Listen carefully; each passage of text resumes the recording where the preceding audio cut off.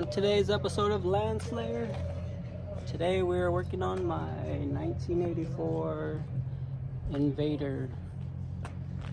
Today we're doing the interior,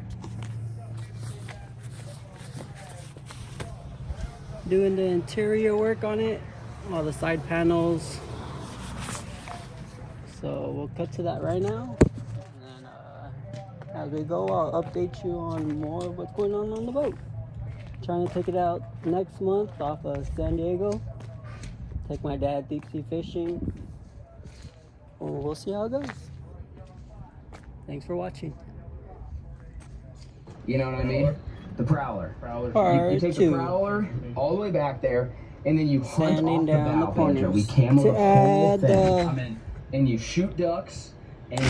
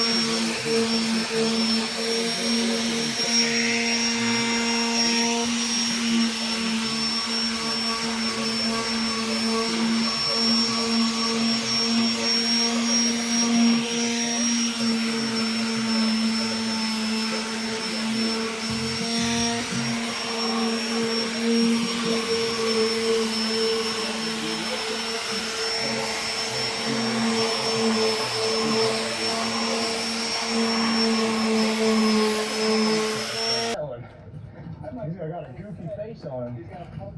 We're gonna sink this thing today, Jay. We should run more traps. It's not that often. That's pretty fun. This is awesome. So this is not a blue catfish. This is actually a white catfish. It's one of the only native catfish in the bay. They don't get a whole lot bigger than this. So as you can imagine, a catfish this big has a really hard time eating a catfish that big. Wow, that's a big one there. These are one of the things that, like, I'm not in love with this fish, but it is a native catfish. He's not going to stand a chance when it comes to competing for food against one of these big giant things. I mean, actually, I always throw these things back. They do have market value, but when you're catching so many big blue catfish, there's not, like, a whole lot of sense in keeping these little white catfish. White catfish are kind of interesting because they have disproportionately large heads. They're kind of goofy.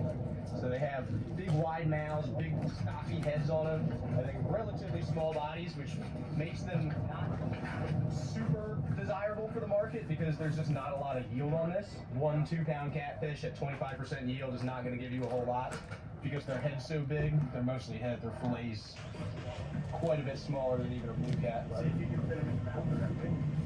Yeah, you probably could. This big blue cat could literally eat this. I mean, look at this fish.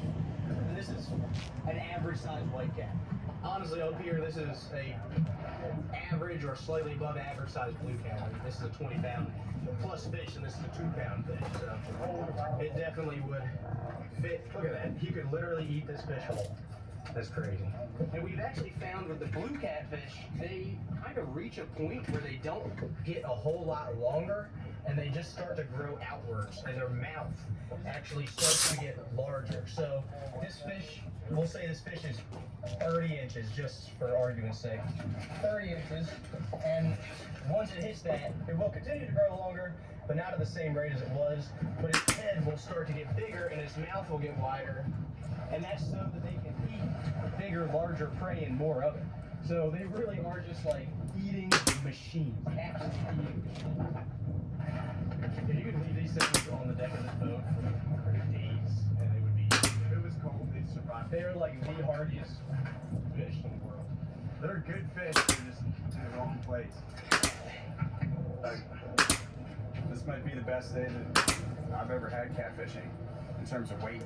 We have 4 trash cans full and 3 baskets full. I would say we're close to 900 pounds, and we still have 1 line to fish. 900 pounds of catfish that won't be eating blue crabs, perch, menhaden, striped bass. Bad day to be a blue catfish, good day to be a native species. Well, that was a pretty good day. Jay's going to take these up the road and sell them to a guy locally here in Wild Country Seafood. They sell it. You guys want to check it out if you're in the Annapolis area. Don't tell them I sent you or else they're going to charge you more. But in conclusion, this is what we're trying to do about the invasive blue catfish. There's a lot of different stuff.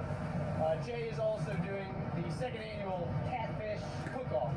So one of the things Jay's doing to kind of help promote the market in the industry is having a bunch of chefs, some of them are even Michelin star, out to have a catfish cooking competition at the Annapolis Maritime Museum on May 16th.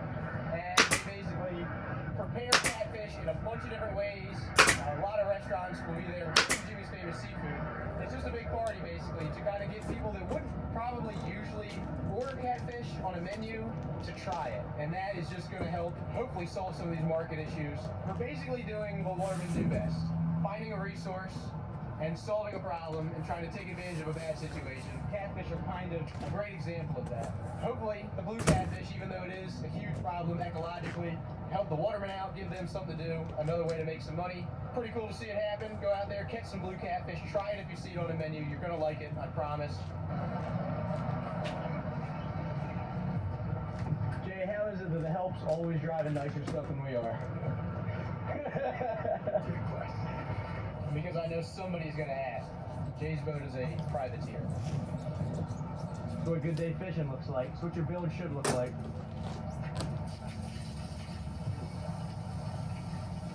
That ain't even cherry red, that's like brown. Yeah, we have Christmas in May to kick off the 2026 crabbing season, where every single Friday on goodasused.com we are giving away a brand new 70 self to win a brand new cooler. We really appreciate it. We'll see you next Friday, 8:05 a.m.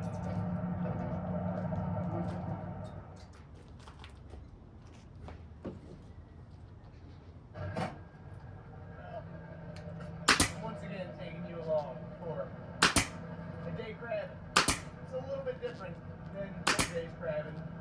We're moving here north. So when we start crabbing, we kind of start south that day. And as the year progresses, we kind of follow the crabs and move with the migration. So we got a little bit of gear to move today. We were working all last week doing this, but you know, a little bit different. It's also a different time of year, so the crabs are different. We'll see.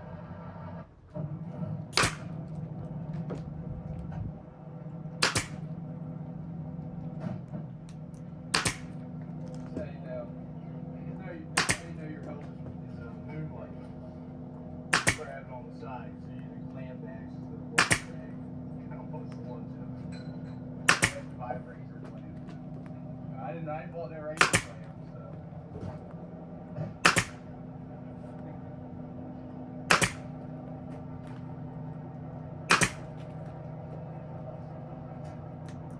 We're loading the boat. Bait on this fun on. The plan today is to head south. So I wish I could fish some up here, so I kind of knew where to put the pots.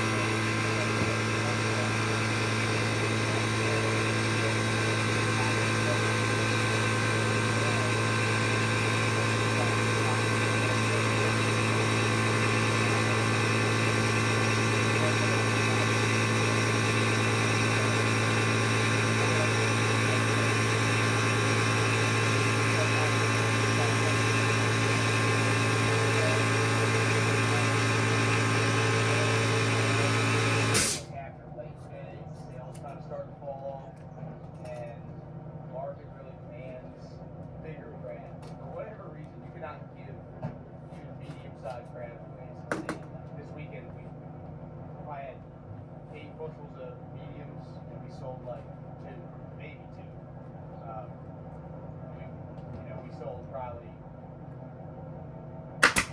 30 bushels of lungs. So it's really bizarre. But anyway, we got to get on bigger crabs. Bigger crabs are moving north. That's what we're doing.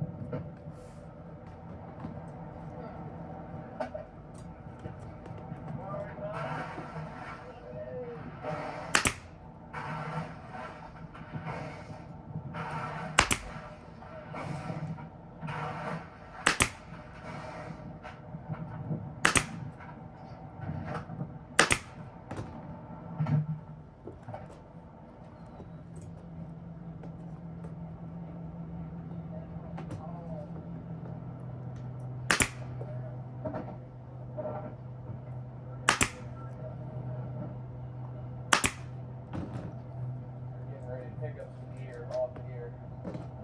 You are headed to home. Probably 20 miles north is where we're going.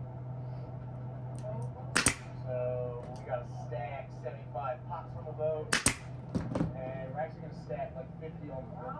So I guess that's kind of weird. Like I've seen in other places where they catch crabs, like they don't always stack stuff on the roof. But like here, it's very common to use the roof to hold gear. So change the system up a little bit. The thing is, when you go to move gear, the gear still needs to be clean. So instead of dipping the pots and stacking them on the deck, we're going to switch it up, and we won't have anybody on the call box sorting craft as we're hauling. We're just going to have me driving, AJ shaking. You'll put the pot in the tank, and then somebody will pull the pot out of the tank and hand it to a guy that's on the roof. And the guy on the roof is going to start stacking all the pots on the roof. So once we get them all on board, then we will make a slow ride home. Pots are heavy. I remember where my last 3 rows are. I've been running around. I got so many tracks all over the place and everything. I have to deleting them. I got wasted the spaghetti on my sounder and remember which ones still need to be picked up. I hate moving here. Sketchy on this little boat. Not like sketchy like we're going to die, but sketchy like, you know. Then we got a lot of tolerance for air. I'll feel too wide because when we get all that weight on the boat, like we got to put scupper plugs in the deck, or else water will fill up the deck and possibly sink the boat. So every time I move gear, I get a little more motivated to finish the Nestor. So since it's taken us like multiple days to move this gear, I kind of got to move these, go all the way up, find a place to set these, and then fish a bunch of gear because my pots are kind of like the days are all. Meaning I had like not all the gear at the same amount of time. We haven't been able to fish this entire set all the way through. Put everything back on the same day because we've been moving it. So I got some gear with 3 days, some gear with 5 days, some gear with 4 days, whatever. So we're gonna go find a spot. Priority is getting them moved. Second priority is fishing all the gear that has the most amount of time so it doesn't get dirty. And then moving the fish beyond that is a bonus. Monday, so I'm not really hitting it that hard. So I have a bunch of crabs sitting in the walk-in all week. Do some orders for shipping, and then we'll go ship today.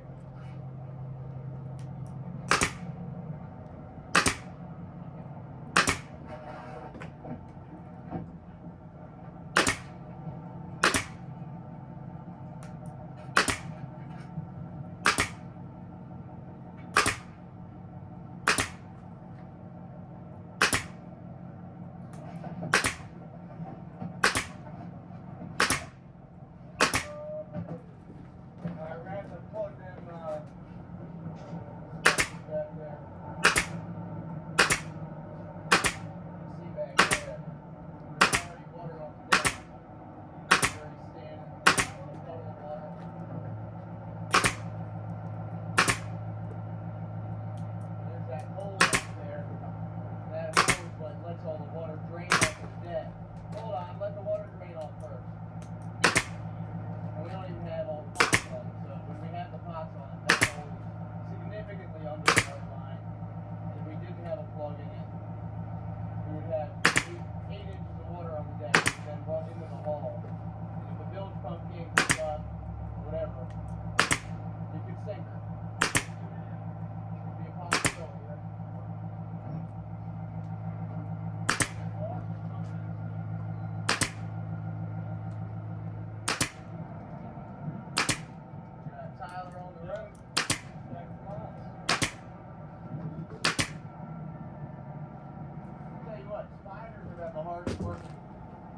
days out there, I think. Every day. I take the spider webs down.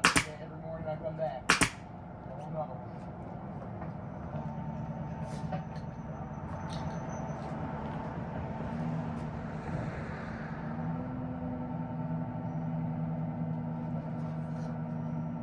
Like I said, we're doing this because it's later in the year. It's almost October now. It's like the 23rd, I think, of September today. And crabs are moving up a lot of times. It's kind of funny. It seems like everybody this time of year just moves one territory north. Like, and then in the spring, everybody moves 1 or 2 territories south. So it's like, it's kind of funny. The grass is just kind of always greener. Like, you come down here, those guys go down there, and then this time we're coming to here, we're leaving here, going up. It's kind of the way it is, but I'm trying to steady move here closer to home because we don't crab as late as a lot of the other guys because we sell all our own crabs. And if I had to pick up all these pots from all the way down here and move them all the way home, which I've done many times, it would be not so fun. It would take a very long time. And the weather gets progressively sketchier this time of year. Like the last couple of weeks, we've only been able to work 2 days a week because it's been blowing northeast every day, like 25-mile-an-hour weather. You cannot work it.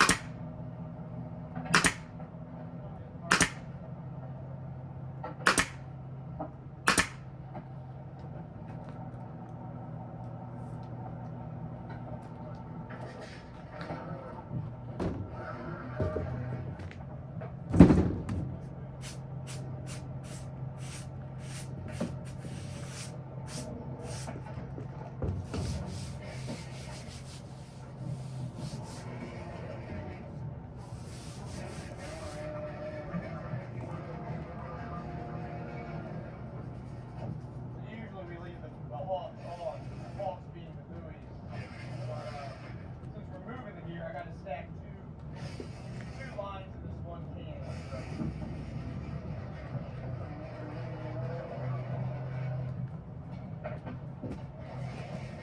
Also, it's not that I'm just moving too high. Hey, don't put one behind the stack. Just leave your gap there.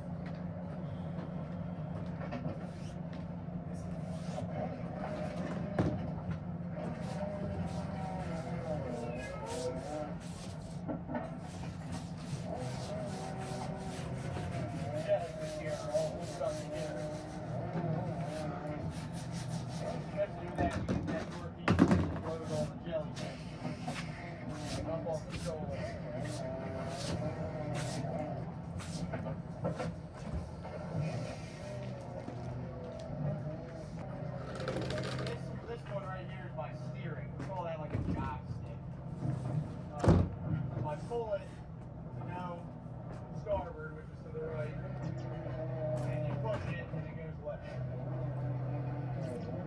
It's pretty low tech. It's just a hydraulic cross valve that just diverts the fluid to the rudder. The rudder cylinder, which is just a log flutter cylinder from the Tractor Supply.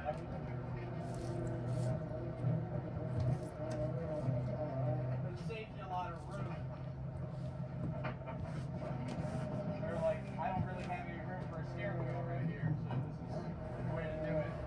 And it's nice, I'm not doing this all day, you know, like, just do everything with one gear.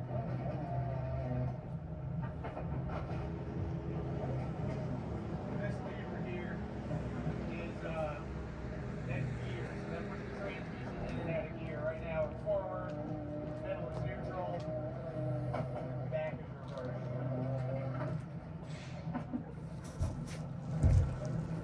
And this one is throttle. Like winder, there's a foot pedal right here. So when we're working, using my left foot to run the winder, using my left hand to do steering, throttle.